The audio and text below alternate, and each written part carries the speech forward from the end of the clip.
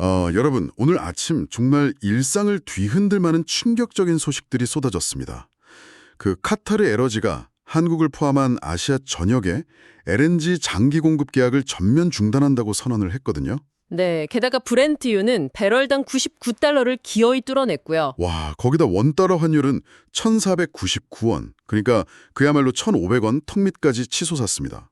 아마 청취자 여러분도 오늘 아침 뉴스 헤드라인 딱 보시고 중동 상황이 또 안 좋은가 보네 하고 넘기셨을지도 모르겠어요. 맞아요. 흔히 듣던 뉴스 같으니까요. 네, 그런데 오늘 저희가 청취자 여러분이 보내주신 방대한 자료들을 바탕으로 딥다이브 해볼 미션이 바로 이겁니다. 겉보기엔 그냥 남의 나라 이야기 같은 이 중동의 지정학적 위기가 당장 내년 겨울 우리의 난방비 그리고 대출이자를 넘어서 글로벌 금융 시스템에 숨겨진 뇌관까지 어떻게 연결되어 있는지 심층 분석을 해볼 거거든요. 지금 상황의 맥락을 먼저 짚어드리자면 이란과 이스라엘의 전쟁이 벌써 25일째로 접어들었습니다. 그러면서 시장이 가장 두려워하던 극단적인 꼬리 위험, 즉 호르무즈 해협 봉쇄가 현실이 되어버린 상황이죠. 최악의 시나리오가 터진 거네요. 그렇죠. 그래서 오늘 우리가 분석할 핵심 주제 세 가지는 첫째, 지금 시장을 혼란에 빠뜨린 휴전 협상의 실체. 둘째, 스태그플레이션과 연준의 딜레마. 그리고 마지막으로 사모 대출 시장의 위기입니다. 자, 이 상황을 한번 풀어볼까요? 당장 세계 경제의 목줄이라고 불리는 호르무즈 해협 이야기부터 해보죠. 사실 전 세계 원유 해상 운송량의 무려 20% 이상, 그리고 막대한 양의 LNG가 이 단 하나의 해협을 통과하잖아요. 네, 맞습니다. 그 길이 물리적으로 막혔다는 건 단순히 주유소 기름값이 오른다는 걸 넘어서서 그냥 세계 경제의 숨통이 조여오는 거랑 똑같은 거 아닐까요? 정확합니다. 거시경제 관점에서 보면 비용 인상 인플레이션, 즉 비용 자체가 폭등해서 물가를 밀어올리는 방아쇠가 당겨진 겁니다. 그러니까 수요가 좋아서가 아니라 비용 때문이라는 거군요. 네, 여기서 흥미로운 점은 과거의 역사적 패턴이에요. 1973년 1차 오일 쇼크나 79년 이란 혁명, 90년 걸프전을 복기해보면 메커니즘이 너무나 명확하게 겹칩니다. 어떤 식으로 겹치나요? 에너지는 모든 산업의 기초 투입물이잖아요. 호르무즈가 막혀서 유가랑 가스 가격이 폭등하면 물건을 만드는 생산 단가부터 물건을 나르는 물류비까지 경제 전반의 기저비용이 그냥 수직 상승해버립니다. 그러면 기업들 마진이 만살 박살나겠네요. 그렇죠. 근데 여기서 가장 치명적인 건 이 상황에서 중앙은행의 대응 능력이 완전히 마비된다는 점입니다. 그러니까 사람들이 막 돈을 많이 써서 수요가 뜨겁고 물가가 오르는 거면 연준이 금리를 올려서 열기를 식히면 되죠. 네, 근데 지금처럼 밖에서 에너지가 아예 안 들어와서 물가가 오르는 건 연준이 금리를 올린다고 해결될 문제가 아니잖아요. 바로 그 지점입니다. 연준은 지금 금리를 내릴 수도 올릴 수도 없는 팽팽한 딜레마에 갇힌 겁니다. 그러다 보니 금리 인하 기대감이 꺾이면서 달러는 엄청나게 강세를 보일 수밖에 없고요. 그래서 오늘 원달러 환율이 1,499원이라는 말도 안 되는 숫자까지 치솟은 거군요. 사실 이게 단순히 거시경제 이야기가 아니라 청취자 여러분 삶에 직결되는 거거든요. 네, 완전히 밀착되어 있죠. 당장 해외 직구 결제액 확 늘어나죠. 유학 간 자녀들 송금액 부담 커지죠. 게다가 기업들은 원자재 비용 상승분을 결국 소비자 가격에 전가할 텐데 그럼 우리 장바구니 물가가 걷잡을 수 없이 오르는 거잖아요. 맞아요. 한국처럼 에너지를 100% 수입에 의존하는 국가는 킹달러와 고유가라는 이 이중고를 온몸으로 맞게 되니까 결국 가계대출 이자 부담까지 가중되는 악순환에 사슬이 묶이는 겁니다. 와, 진짜 숨막히는 연쇄 반응이네요. 근데 이렇게 경제적 압박이 극심하면 논리적으로 시장은 전쟁이 하루빨리 끝나기를 간절히 바라야 정상 아닙니까? 당연히 그래야죠. 근데 자료를 보면 이스라엘 현지 언론이랑 뉴욕타임즈에서 한 달짜리 휴전 협상 루머를 보도했는데 오늘 아침 시장은 환호하기는커녕 오히려 차갑게 식어버렸단 말이에요. 이 모순적인 상황은 어떻게 해석해야 합니까? 그 모수를 이해하시려면 협상안의 디테일을 먼저 들여다봐야 합니다. 제공된 보도 자료를 보면요. 미국 특사인 위트코프랑 쿠슈너가 파키스탄을 우회 채널로 삼아서 이란 측에 15개 항목의 합의안을 전달했어요. 직접 만나기 부담스러우니까 파키스탄을 중재자로 쓴 거군요. 그 15개 항목엔 어떤 내용이 있었나요? 핵심 조건은 이란의 우라늄 농축 중단, 탄도미사일 사거리 제한, 그리고 호르무즈 해협 봉쇄 해제였습니다. 여기서 잠깐 저희가 정치적 중립을 엄격하게 지키기 위해서 한 가지 짚고 넘어가겠습니다. 저희는 특정 정치적 입장을 지지하거나 비판하지 않고 철저히 제3자의 관점에서 자료에 담긴 내역 그대로를 전달해드린다는 점 여러분께 명확히 고지해드립니다.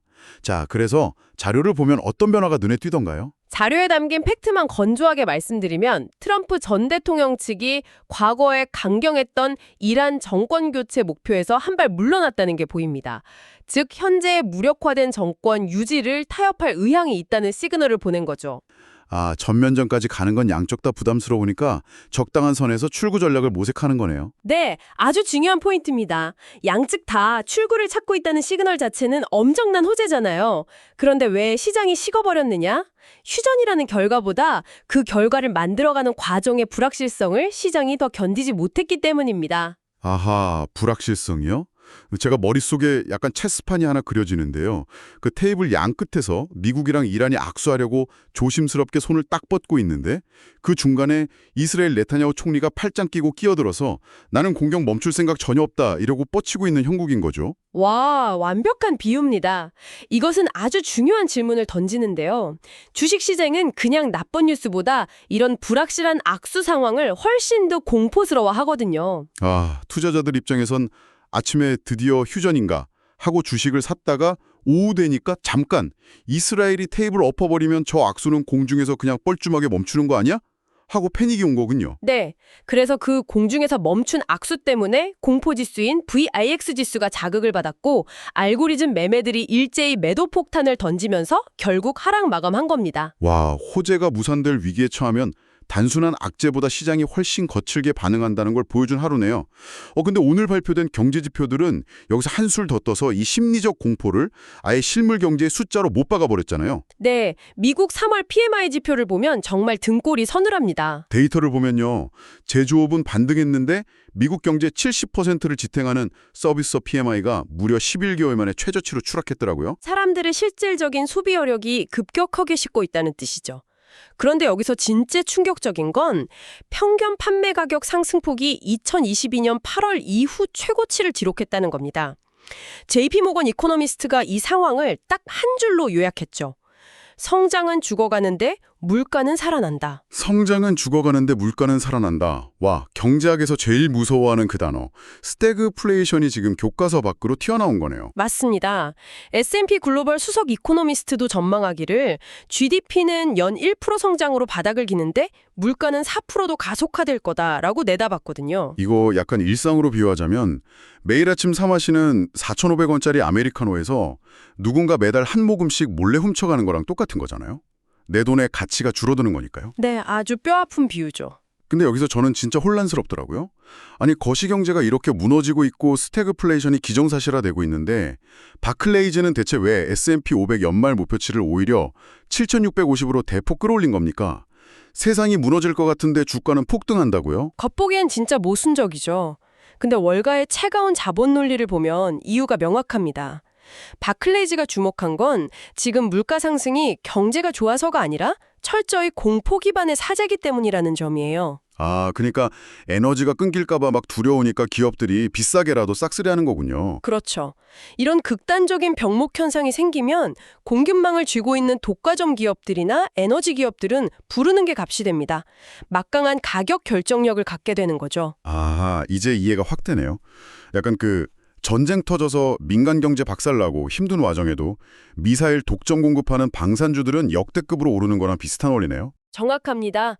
에너지 가격이 폭등해도 가격을 맘대로 올릴 수 있는 소수의 대기업들은 명목이익이 오히려 늘어날 거다. 이게 바클레이즈의 논리인 거고요. 근데 반대로 JP모건은 목표치를 7,200으로 확 내렸잖아요. 완전히 쪼개진 거네요. 네, JP모건의 비관론은 결국 수요 파괴를 봅니다. 아무리 대기업이 가격을 올려도 밑바닥 소비자들 지갑이 완전히 닫히면 매출 자체가 증발할 거라는 거죠. 연준도 진퇴양난에 빠져버렸고요. 아, 그래서 2년물 국채 입찰 수요가 2년 만에 최저를 기록하면서 사실상 참패한 거군요. 연준이 금리를 올리지도 내리지도 못하니까 채권 투자자들도 방향을 잃은 거네요. 맞습니다. 듀레이션 리스크, 즉 금리 변동 위험을 피하려고 단 2년짜리 국채조차 사기를 꺼리는 엄청난 불안 심리죠. 자, 이렇게 고금리랑 스태그플레이션 공포가 주식시장을 흔들고 월가를 반으로 쪼개놓고 있는데요. 사실 제가 오늘 자료를 읽으면서 가장 소름이 돋았던 부분은 그 화려한 빅테크 전광판 뒤편에 있었습니다. 대중의 눈에 띄지 않는 아주 조용한 곳에서 터지기 직전인 뇌관이 있더라고요. 바로 사모 대출 시장 이야기죠. 네, 주식시장 이면에 가려진 진짜 경제의 약한 고리입니다. 아시다시피 은행들이 요즘 몸을 사리면서 대출 문턱을 확 높였잖아요. 그 빈자리를 치고 들어온 게 바로 아폴로, KKR, 블랙락 같은 자산운용사들의 거대한 사모 대출 펀드들이었습니다. 근데 지금 이 시장에서 환매 요청, 그러니까 돈 돌려달라는 요구가 폭증하고 있다면서요. 자료에 아주 구체적인 팩트가 있던데요. 네, 아폴로 펀드에 무려 전체 자산의 12%에 달하는 환매 요청이 들어왔습니다. 12%면 진짜 난리가 난 거잖아요. 네, 그런데 아폴로가 실제 투자자들에게 돌려준 돈은 고작 5%뿐이었습니다. 아니, 상식적으로 내 계좌에 돈이 있는 걸 아는데 왜 못 돌려줍니까? 약간 내 돈인데 은행 ATM에서 인출 한도 걸려서 돈을 못 뽑는 상황이랑 똑같은 거잖아요. 아주 찰떡 같은 비유입니다. 그게 일반 은행과 사모대출 펀드의 결정적인 차이인데요. 이 펀드 안에는 당장 꺼내 쓸 수 있는 현금이 있는 게 아니라 신용도가 낮거나 전통 대출을 못 받는 중소기업들, 벤처기업들에게 빌려준 비유동성 대출 채권들이 꽉 차 있거든요. 아, 그러니까 돈 빼달라고 몰려와도 펀드 매니저가 당장 스타트업 사장한테 전화해서 어제 빌려준 돈 오늘 당장 갚으세요 이럴 수가 없다는 거네요. 그렇죠. 시장에서 당장 현금화가 안 되니까 유동성 고갈을 막으려고 아예 환매 제한, 이른바 게이트를 쳐버리는 겁니다. 게다가 무디스가 오늘 KKR 운용 사모대출 펀드의 신용등급을 투자 적격에서 정크 등급으로 강등해버렸어요. 와, 펀드가 아예 정크가 됐다고요? 경보기가 진짜 크게 울리는 거네요. 이걸 더 큰 그림과 연결해보면요. 골드만삭스는 아직 2008년 수준의 시스템 위기는 아니다라고 선을 긋긴 했습니다. 대형은행이 당장 망하는 건 아니니까요. 네, 하지만 월가라 가장 경계하는 시나리오는 따로 있습니다. 신용시장이 이렇게 얼어붙었을 때 가장 먼저 피를 흘리는 희생자가 과연 누구냐는 거죠. 뻔하네요. 빅테크들은 현금 쌓아뒀으면 괜찮겠지만 진짜 미래의 혁신을 주도해야 할 실리콘밸리 스타트업들이나 중소기업들 자금줄이 가장 먼저 말라붙는 거잖아요. 정확합니다. 고금리에 비싼 이자 감당하면서 근근히 버티던 AI 혁신 기업들이 당장 다음 달 직원 월급도 못 줘서 연쇄도산하게 되는 거죠. 겉보기엔 빅테크 주가가 버티니까 괜찮아 보일지 몰라도 뿌리 깊은 곳에서는 벤처들의 생명줄이 말라서 괴사하고 있다. 와, 정말 서늘하네요. 네, 시스템의 가장 약한 고리부터 썩어 들어가는 겁니다. 자, 오늘 저희가 다룬 자료들의 연결고리를 쫙 한번 요약해 보겠습니다. 카타르 에너지의 LNG 공급 전면 중단 선언에서 시작된 이 25일간의 중동 위기가 그 휴전 협상이라는 불확실한 희망 고문을 거치면서 오히려 우리 장바구니 물가를 위협하고 있었고요. 맞습니다. 그러면서 월가를 인플레이션 수혜론과 수요 파괴 비관론으로 반으로 쫙 갈라놓았죠. 네, 게다가 결국 제일 어두운 곳으로 흘러들어가서 AI 스타트업들의 생명줄인 사모대출 시장의 숨통까지 끊어놓고 있다는 걸 저희가 오늘 팩트로 확인했습니다. 정치적 중립을 철저히 지키며 자료만 전달해드렸다는 점 다시 상기시켜드리고요. 네, 그래서 이 긴 연결고리를 이해하신 청취자 여러분의 포트폴리오를 결정지을 핵심 질문은 딱 하나입니다.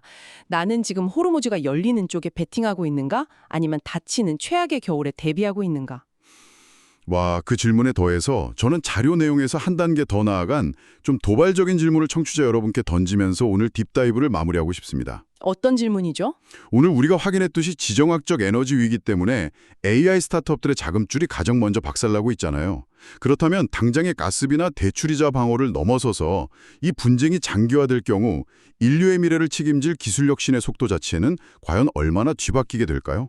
어쩌면 우리는 경제 위기가 아니라 기술 진보에 잃어버린 10년을 목격하게 되는 건 아닐까요? 와, 정말 무거운 화두네요. 네, 이 질문을 여러분만의 새로운 딥다이브의 주제로 남겨두겠습니다. 오늘 이 복잡한 퍼즐 조각들에 맞추는 여정에 끝까지 함께해 주신 청취자 여러분, 진심으로 감사합니다. 저희는 다음 딥다이브에서 더 깊은 통찰로 돌아오겠습니다.